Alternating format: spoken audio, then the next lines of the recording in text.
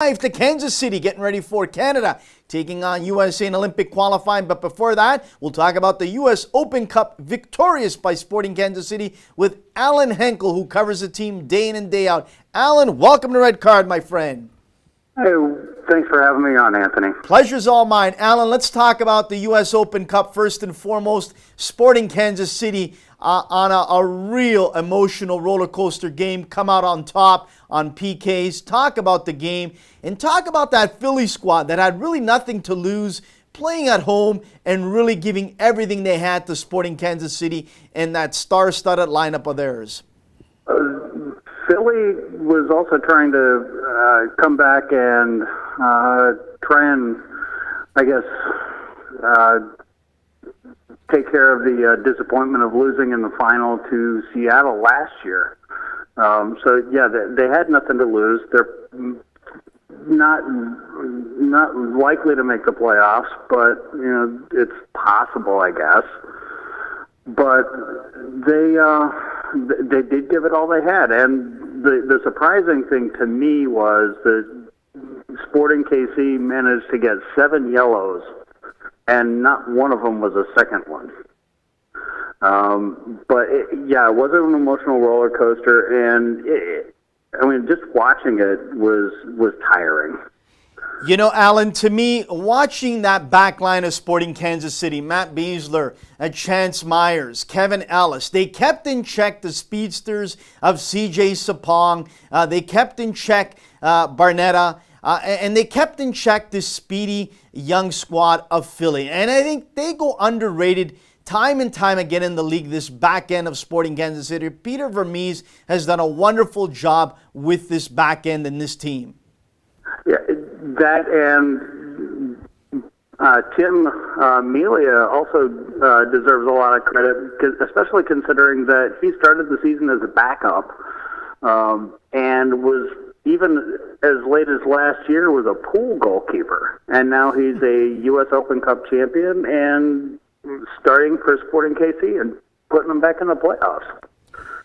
I mean, Alan, to me, again, the guy that continuously shines time and time again. He doesn't get the respect from Jurgen Klinsmann. A guy that I think is going to go down as one of the biggest disappointments in U.S. soccer history by not getting the opportunity to play for USA more often is Benny Feilhaber. Talk about Benny once again being the catalyst, the guy that stirs the drink for this team.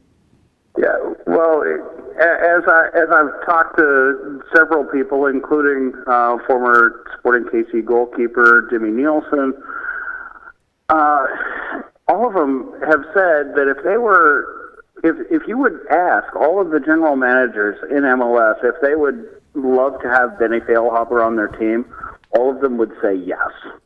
And in that press conference before the Gold Cup, I was actually the guy that asked Jurgen Klinsmann, what does Benny Feilhaber have to do to make the team?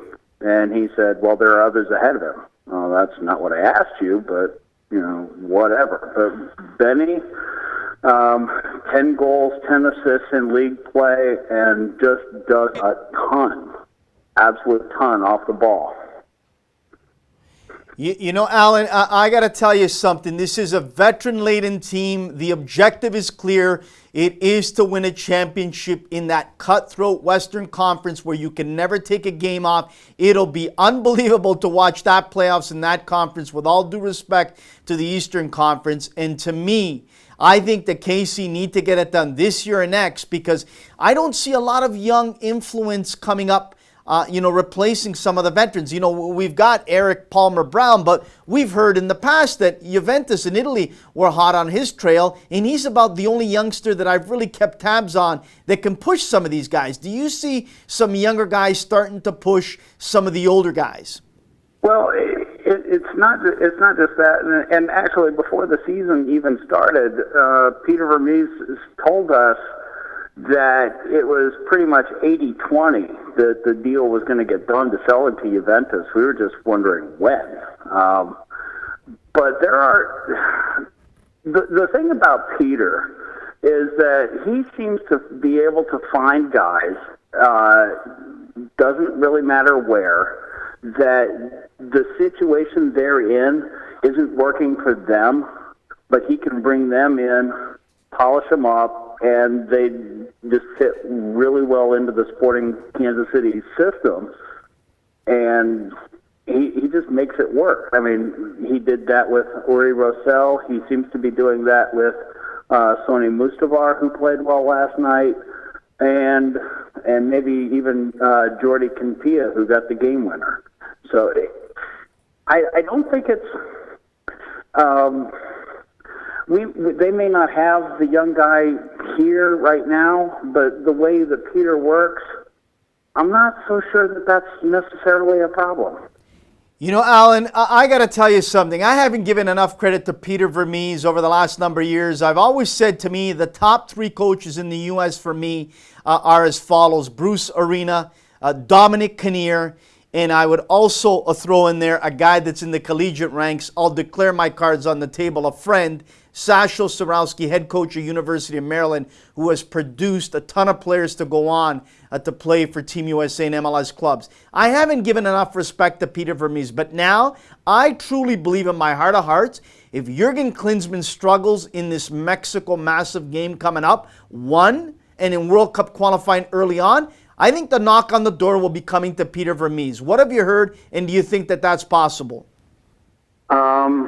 I haven't necessarily heard anything concrete, but I would be willing to bet that if Jurgen Klinsmann does struggle and either loses against Mexico or struggles early in World Cup qualifying, that he will probably be fired or should be. And if he's not, then maybe Sunil Gulati needs to go with him. But I would be willing to bet also that Peter, if he gets the call from U.S. Soccer, he will say yes because he's a good soldier like that, and he would probably be wanting to take Kerry Zavagnin with him. What that does to the coaching situation here, I'm not entirely sure. Interesting that you say that. We've heard that possibly Mark Dos Santos, the Ottawa Fury coach in the NASL, could be headed down there. And that would be very, very interesting to set up a situation that you and I just discussed. If Klinsmann struggles, gets the axe, then there goes Vermes into that situation, and you plop in Dos Santos in the head coaching position there. Does that all sound kosher to you? Well, I would not have a problem with it, but there are also some. I'm trying to think of his name, but maybe the academy director here at Sporting Kansas City might also be a guy that they would consider because the Sporting KC Academy has been winning all sorts of things, at least at the youth level. But I mean, I wouldn't have a problem with Dos Santos. I just don't know enough about him. Yeah, I'll be honest with you. I think enough about him in the industry that we're in to say he would be an okay replacement, but not, I believe he would not be ready for MLS. Not yet. I mean, he's done some great things here in Ottawa and in the NASL. But I don't think he's ready and understands the massive job ahead, especially taking over a storied franchise like KC and a city that demands a winner week in and week out. Alan, just before we let you go, you're right there, getting ready. Canada taking on the USA Olympic qualifying. Give us the vibe, give us the buzz, the energy that's in the air with these youngsters, Canada and USA. What a rivalry it is, and these guys are getting ready. Tell us a little bit about it. I'm looking forward to the game, if only because of some of the youngsters that, especially the United States has, like Cameron Carter-Vickers, and also the goalkeeper that played really well in the U20 World Cup, Zach Steffen. Again, I wish I could say I knew more about the Canadian team. I don't, but I'm sure it'll be a good game. One of the other things that's happening around here, though, is that they have now confirmed that 4 Cubans have gone missing. No surprise there. There you go. Already the tournament hasn't even kicked off, and there we go. Let me ask you this. Who is a player or two, Alan, that we need to keep our eye up here in Canada tonight watching this game on the USA that is going to really, open our eyes and say, wow, this kid has a bright future? Who's that going to be for Team USA? I would be willing to bet that Matt Miazga is going to surprise some people. He's got wheels. He's good on the ball, and it seems like he's got all the tools that somebody would need. And let's talk about some of the other youngsters that maybe might really surprise the rest of this, qualifying section that you might think that, possibly these are the guys that even Jurgen Klinsmann, if he's still around, might have a strong look at. You mentioned Mazenga. What about a guy that I keep raving about, the grandson of Shayla's Hindman? Hindman there, the youngster that's in England. Does he have an opportunity possibly? Emerson probably does. He played again. He's one of the other kids that played really well at the U20 World Cup, and I would think he would definitely have an opportunity to impress Mr. Klinsmann or whoever his successor might be. Lastly, just before we let you go, Alan, who do you think is going to be the toughest opponent that the Sporting Kansas City will face in that quest for a title? Would it be Vancouver?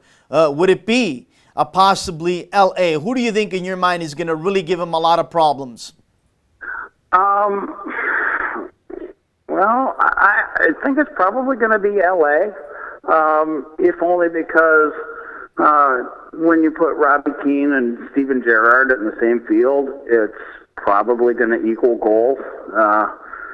And while the Sporting KC backline is good, I don't know that they've necessarily had to deal with players of that caliber both at the same time.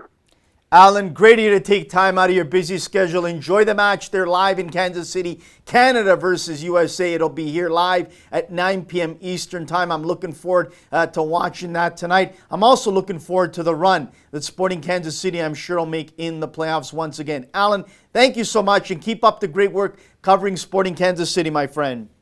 All right, thank you, Anthony. That is Alan Hainkel. He covers Sporting Kansas City day in and day out. He is a freelance writer